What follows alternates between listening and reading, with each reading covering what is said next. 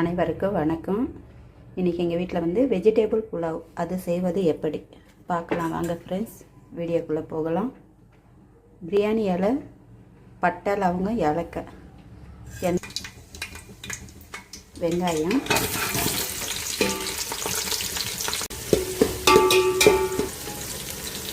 வெங்காயம் கொஞ்சம் கலர் மாறின பிறகு தக்காளி போட்டுருங்க.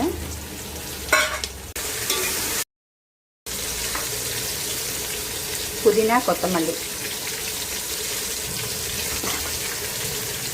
பச்சை மிளகாய் தேவையான அளவு,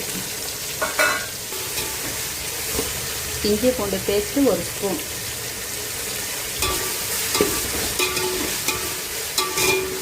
வெஜிடேபிள் புலாவ்ன்றதுனால மூக்கடலை, கேரட், பீன்ஸ், பச்சை பட்டாணி, கேரட், மூக்கடலை, பீன்ஸ், பச்சை பட்டாணி, தேவையான அளவு உப்பு,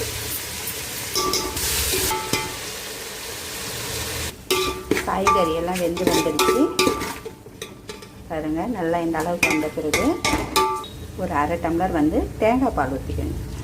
டேஸ்ட்டுக்காக தான் இது. நான் வந்து 2 டம்ளர் அரிசி போட்டதுனால 4 டம்ளர் தண்ணி ஊற்றுறேன். அரை டம்ளர் வந்து தேங்காய் பால். 1 தண்ணி கரெக்டாக அளந்து வச்சுக்கோங்க. நான் வந்து 3 டம்ளர் தண்ணி ஊற்றிருக்கேன். அரை டம்ளர் தேங்காய் பால் ஊற்றிருக்கேன். சீரக சம்பா அரிசி 2 டம்ளர். அது அவ்வளோதான். கரெக்டாக ஒரு 10 நிமிஷம்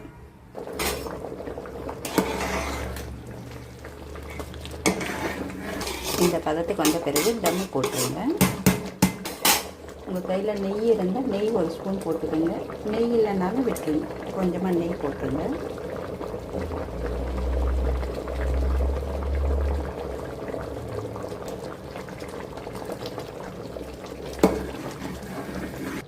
கேஸ் ஸ்லோ பண்ணிவிட்டு தம் போட்டுருங்க.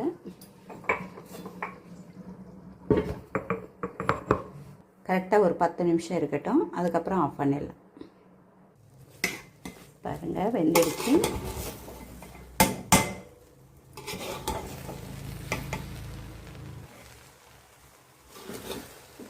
தண்ணியெல்லாம் கரெக்டாக இருக்குது பாருங்கள்.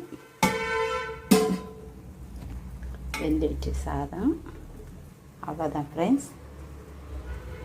அடுத்த வீடியோவில் பார்க்கலாம். Bye friends.